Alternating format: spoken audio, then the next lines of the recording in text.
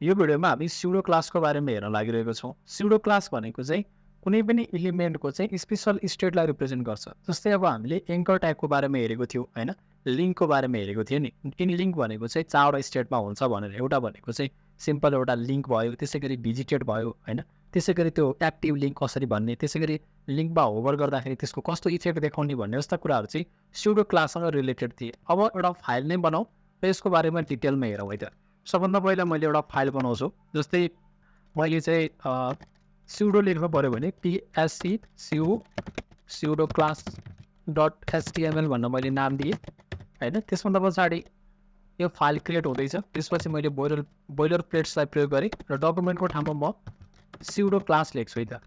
Pseudo class लेखेँ। त्यसभन्दा पछाडि मैले यहाँनिर इन्टरनल CSS नै प्रयोग गर्छु। सो म स्टाइल ट्यागको मैले प्रयोग गरेँ। त्यसपछि चाहिँ मैले बडीभित्र डिप बनाउँछु र सिम्पल के बुझौँ भने जस्तो मैले कुनै पनि एउटा लिङ्क बनाएको छु रे सपोज। जस्तो म लिङ्क नै फेरि पनि बनाउँछु एकचोटि। मैले ए ट्यागको प्रयोग गरेँ र मैले यहाँनिर चाहिँ मैले एउटा कुनै लिङ्क पनि दिन्छु होइन। मैले www.google.com भनेर मैले दिएँ होइन। यो लिङ्क दिएँ भने यो लिङ्कको 4 जुन स्टेट थियो, जस्तो मैले के गरेर मैले एउटा लिङ्क मात्रै लेखेँ। लिङ्कमा मैले के दिन सक्छु, यसको प्रपर्टी छुट्टै दिन सक्छु होइन। त्यस्तै तरिकाले मैले अर्को प्रपर्टी हामीसँग थियो। त्यस्तै मैले मसँग चाहिँ एउटा भिजिटेड भन्ने प्रपर्टी थियो। लिङ्क भिजिट गरिसकेपछि कस्तो कलर दिने भन्ने कुरा होइन। मैले कलरमा जस्तै मैले ग्रिन राख्थेँ अहिलेको लागि। यो तरिकाले हामीसँग 4 वटा स्टेटहरू थियो। अहिले मैले 4 वटा स्टेट राखिनँ किनभने हामीले यसको बारेमा डिटेलमा कुरा गरिसकेका छौँ। जस्तो यो मैले ए कोलन गरेर लिङ्क भनेर लेखिरहेको छु। यो लिङ्क भनेको स्युडो क्लास हो। त्यस्तै तरिकाले यो दोस्रोमा हेर्नुभयो भने यो भिजिटेड भनेको पनि स्युडो क्लास हो। लिङ्कको डिफ्रेन्ट स्टेटलाई रिप्रेजेन्ट गरिरहेको छ नि होइन। यसले चाहिँ यसरी डिफ्रेन्ट स्टेटलाई रिप्रेजेन्ट गर्ने काम गर्छ। यसलाई हामी स्युडो क्लास भनेर भन्छौँ। यसको साथसाथै जस्तो मैले अहिले लिङ्कलाई मैले देखाउन चाहिनँ तपाईँहरूलाई होइन। लिङ्क हामीले डिस्कस गरिसकेको छौँ। मैले यो भित्र एउटा लिस्ट बनाउँछु। जस्तो लिस्टभित्र मैले के गरेँ भने एलआई ट्याग, जस्तो मैले अर्डर लिस्ट बनाउँछु अथवा अनअर्डर लिस्ट बनाउन सक्छु। एल भनेको मेरो के भयो, अर्डर लिस्ट भयो होइन। त्यसपछि मैले एलआई भन्ने ट्याग युज गरेँ। त्यसपछि मैले टी लेखेँ, एउटा लिस्ट टी बनाएँ। अर्को लिस्ट मैले सपोज गर्नुहोस् अर्को एलआई ट्याग बनाएँ, COFFE कफी बनाएँ। त्यसै गरी अर्को मैले लिस्ट बनाउँछु र मैले मिल्क भन्न बनाएँ।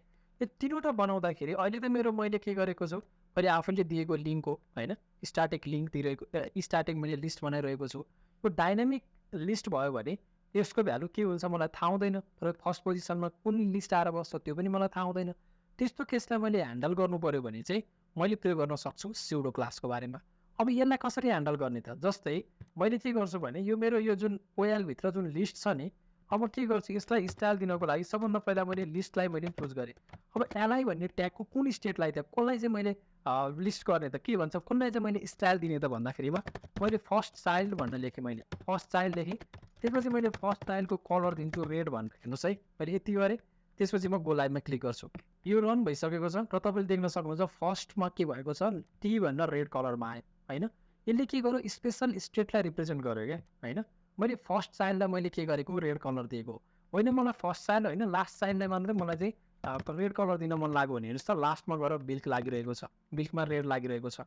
यसको साथसाथै अब मलाई के गर्न मन लाग्यो होइन, फर्स्ट लास्ट होइन कि मलाई चाहिँ एउटा एन्थ चाइल्ड भनेर म प्रपर्टी युज गर्छु। हामीसँग एन्थ चाइल्ड प्रपर्टी हुन्छ। मलाई थर्डमा भएकोलाई जुन सेकेन्डमा भएकोलाई, ओके सेकेन्डमा भएकोलाई मलाई रेड कलर दिन मन लाग्यो भने यसरी कपी गर्न दिन सक्छु। त्यसको साथसाथै मैले लिस्टहरू केही थप गरिदिन्छु यसमा होइन। मैले लिस्टहरू केही थप गरेँ। सेकेन्ड पोजिसनमा कपी छ, अहिले पनि कपीमै गरेर लागिरहेको छ। यो पोजिसन पनि तपाईँले देख्न सक्नुहुन्छ किनभने हामीसँग अर्डर लिस्ट छ हामीसँग होइन।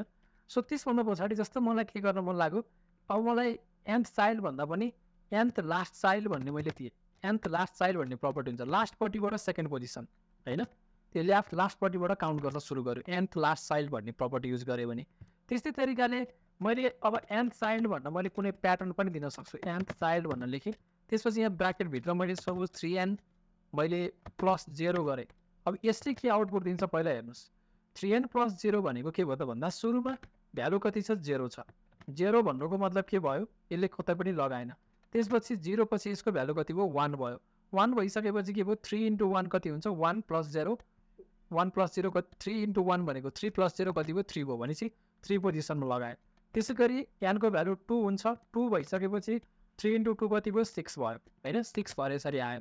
त्यसपछि 9मा लाग्छ। 3 × 3 कति हुन्छ, 9 3 4 जा यसरी यो प्याटर्नमा पनि लगाउन मिल्छ। जस्तै मैले यहाँ 2n लेखेँ भने के हुन्छ हेर्नुहोस् त पहिलो पोजिसन कहाँ लाग्ने भयो 2 मा लाग्ने भयो 4 मा लाग्ने भयो 6 मा लाग्ने भयो 2 को मल्टिपलमा लाग्ने भयो।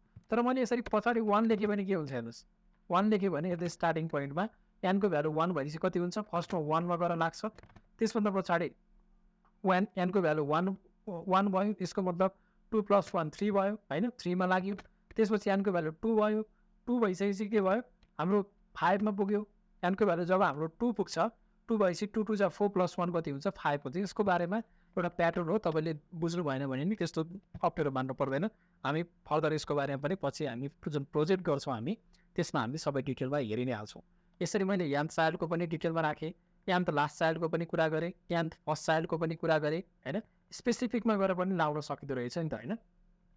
सो त्यस्तै तरिकाले मैले कुनै पनि यो लिस्टहरू बनाइरहेको छु मैले कुनै पनि एउटा इलिमेन्टमा स्पेसिफिक भएर चुज गरेर चाहिँ मैले काम गर्न सक्छु। जस्तो मैले एउटा अर्को एउटा सपोज गर्नुहोस् मैले एउटा डिप बनाएर यहाँनिर हैन अर्को एउटा डिप बनाएर सपोज डिप भन्दा पनि ओके डिपै जस्तो यो यही लिस्टभित्रै मैले डिप पनि बनाएन सपोज गर्नुहोस् मैले एलआई भन्नेलाई मैले के गरेँ होभर गरेँ रे एलआई भन्ने लिस्टमा गएर मैले होभर गरेँ भने मैले के गरिदिन्छु भन्दा एउटा बोर्डर बनाइदिन्छु ल होभर गरेँ भने मैले 1 पिक्सल टुली ग्रिन भएको एउटा बोर्डर बन भनिदिन्छु म होभर गर्ने बित्तिकै हेर्नुहोस् त जब मैले लिस्टमा गएर होभर गर्छु त्यसपछि एउटा बोर्डर बन्दो रहेछ यसरी हैन यसरी चाहिँ एउटा बोर्डर बन्यो। अब यसको बोर्डरको साइज दिन सकिन्छ बोर्डरको हाइट विड्थ दिन सकिन्छ हैन यसको कति विड्थ दिने जस्तै 2 पिक्सल राख्ने कि 3 पिक्सल राख्ने कि हैन यो कुराहरूको बारेमा पनि हामीले डिफाइन गर्न सक्छौँ। सो यसरी चाहिँ हामीले स्युडो क्लास प्रोपर्टीको प्रयोग गर्न सक्छौँ। केही कन्फ्युजन भयो भने कमेन्ट सेक्सनमा कमेन्ट राख्नु होला। धन्यवाद।